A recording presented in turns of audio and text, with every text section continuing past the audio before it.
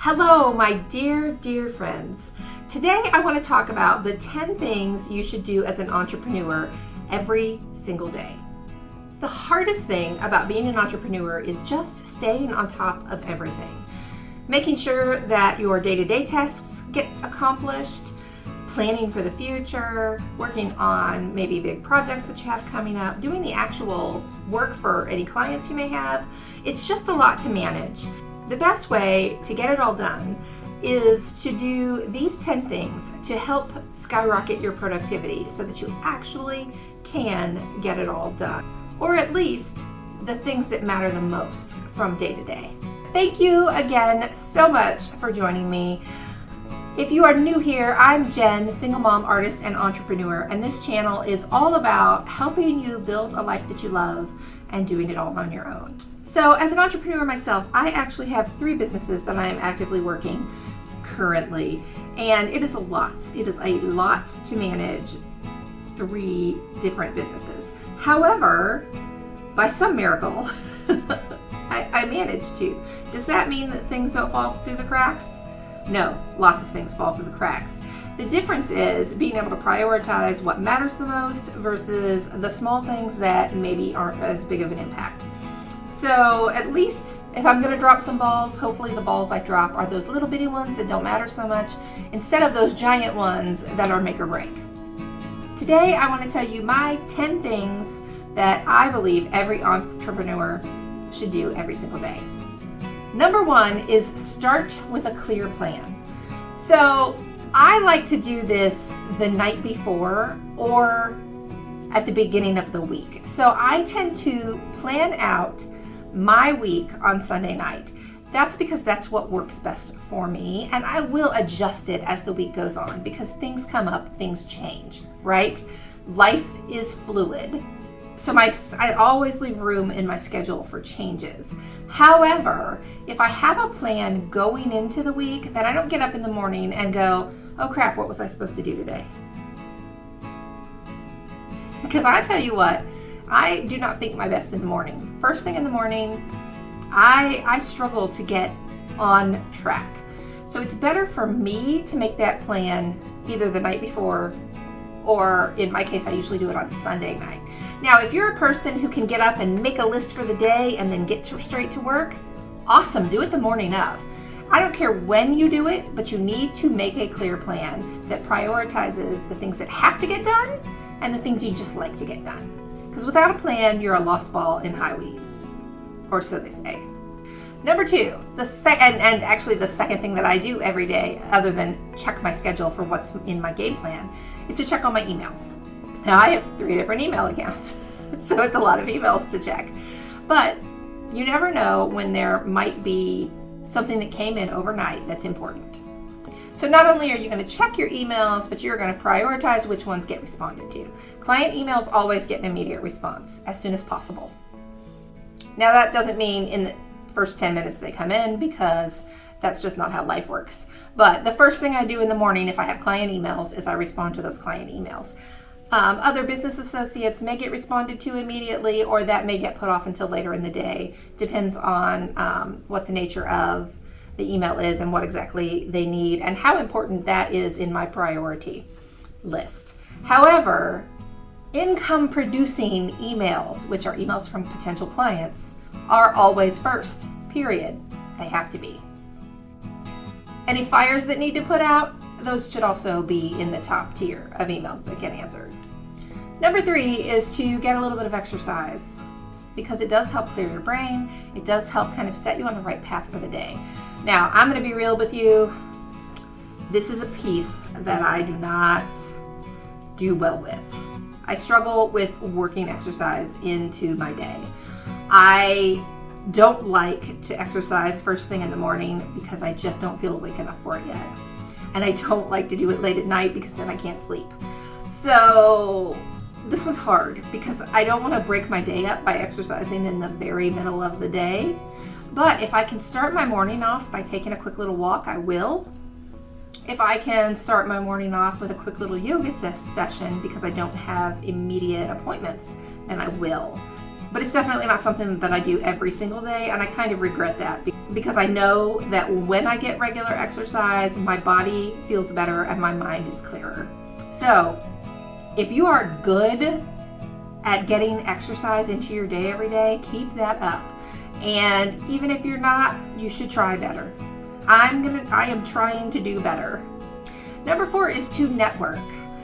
We cannot function without community, especially as a small business. You need community, you need connections, you need friends. You need other people that will help you along the way and that you can help along their way. That's just the nature of the world that we live in. We all do better with community.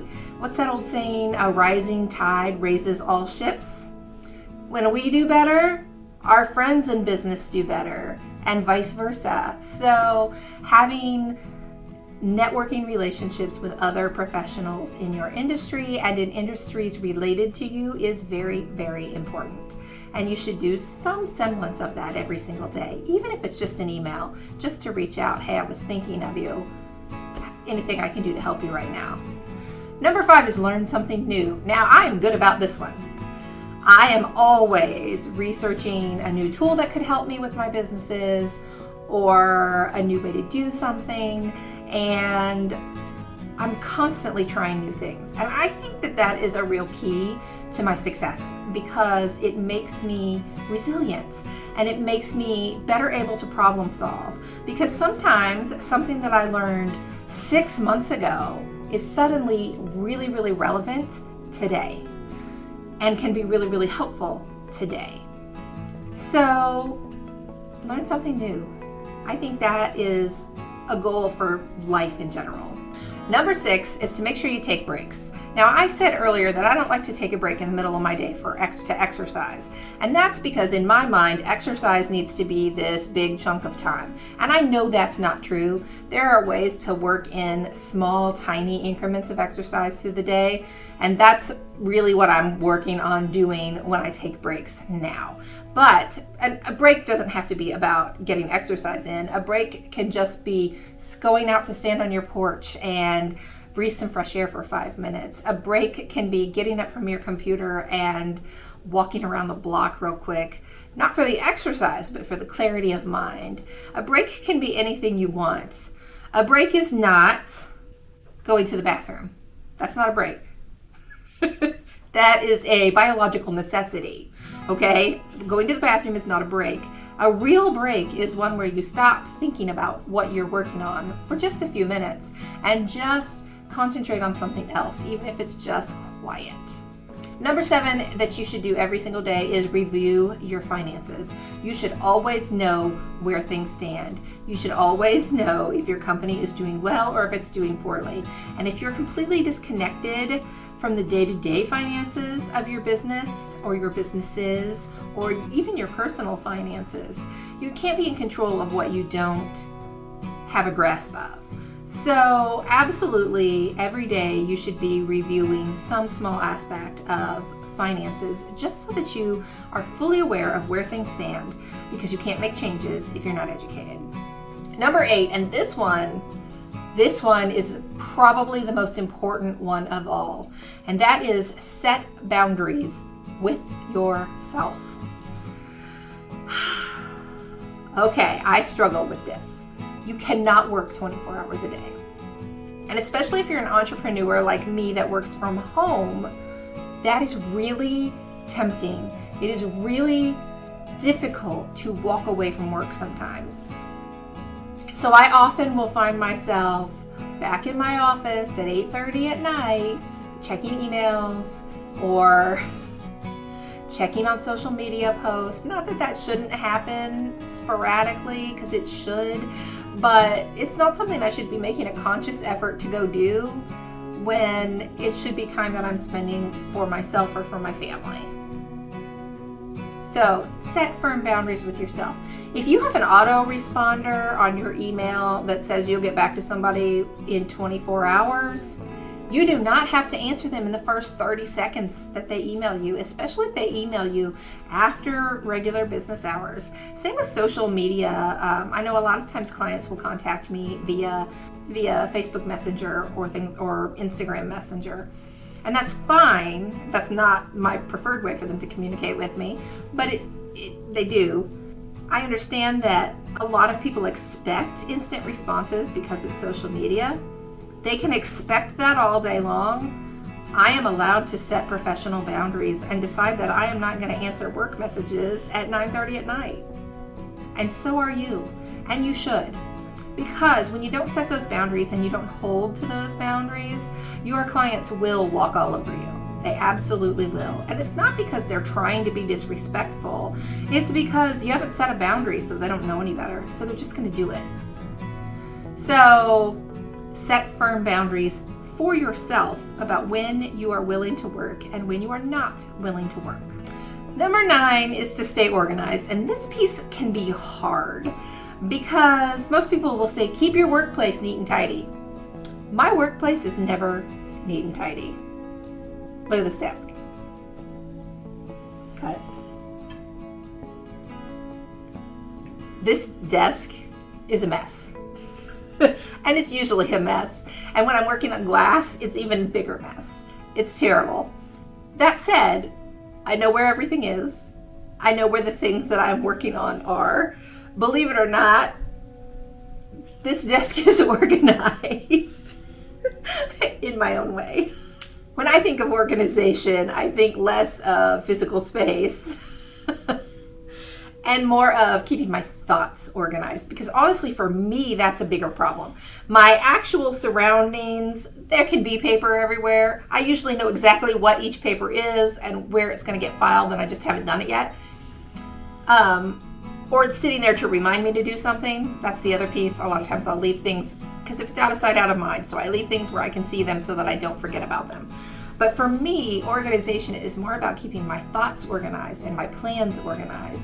And you know, because we have talked about it multiple times, I swear by my planner. And I use my week-to-week planning. I write down everything that I'm planning to get accomplished. I keep very thorough notes.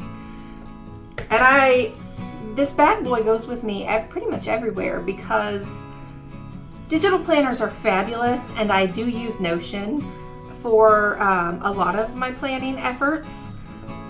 But for my day-to-day stuff, this is better for me, because if I have to physically write it down, I'm more likely to remember it anyway. So I find that if I physically write down what I'm doing in my planner, a lot of times I never have to look at it again, because I already remember that I'm supposed to do it because I wrote it down physically.